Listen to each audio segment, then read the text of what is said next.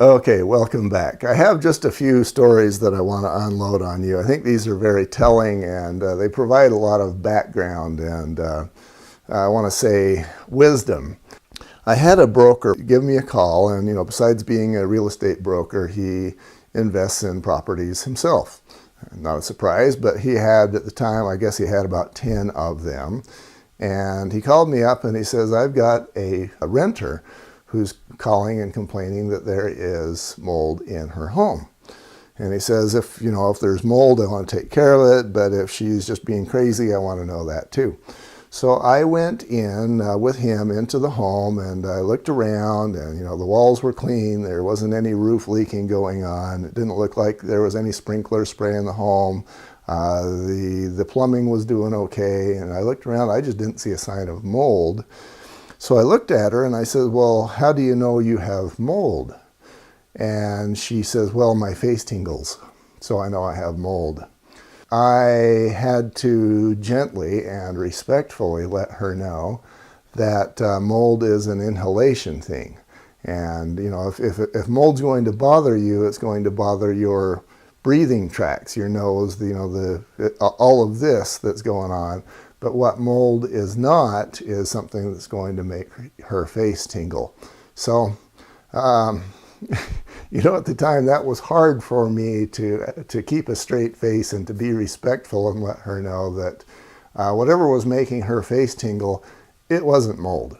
Another story, and this one actually comes from a fellow home inspector who, of course, I do not respect, and shortly you'll find out why. I was talking to this guy one day, and he was big into mold remediations. He would go into houses, find mold, sometimes I'll add that story to the list, find mold in places and say, okay, you've got mold, and then he would suggest himself and his brother-in-law to remediate the mold.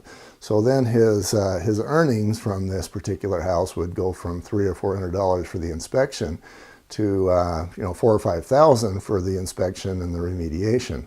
He didn't have a good reputation, and the more of these sorts of shenanigans he played, the worse his reputation got. So apparently he had to make as much money as he could from the few places where he could make it.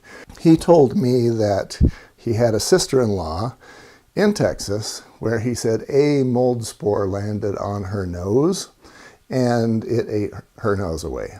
And I didn't respect this guy enough to tell him that mold is a lung irritant, and what it is not is a flesh-eating bacteria. Flesh-eating bacteria are certainly out there, but they're not molds, they're bacteria. You've got that sort of misinformation going on out there. This same individual, he got into an attic and he saw what he called mold. And again, he came down and he recommended himself and his cousin to do a mold remediation on the mold in the attic. So there's two problems here. One is that mold in the attic is not necessarily in the living space, and unless that water gets down into where it can create molds in the living space, that's basically exterior air. That's objection number one. Objection number two is bigger than that. I was asked to go in and verify that we actually had mold. And what this guy was calling mold was actually, I want to call it pine tar. It looks like honey. It's actually fir tar, but you get the idea. It looks a little bit like honey droplets, and they were all over, and this is not a surprise in a attic sort of environment because they get hot up there and that tar can come out. But this home inspector, who'd been doing a lot of work for a lot of people and claiming himself to be the awesomest home inspector in town, he was looking at this fir tar and calling it mold, and then recommending that he and his cousin remediate it for many thousands of dollars. You have those kinds of guys out there, and this is why you want to surround yourself with people who are both honest and knowledgeable. So, what it doesn't do, mold is not a flesh-eating bacteria, and it doesn't make your face tingle. What it does do is it makes your lungs irritated.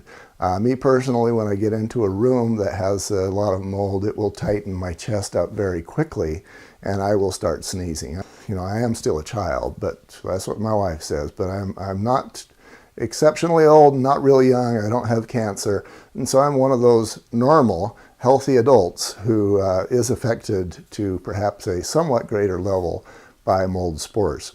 Can happen to all of us, some of us obviously more sensitive than others.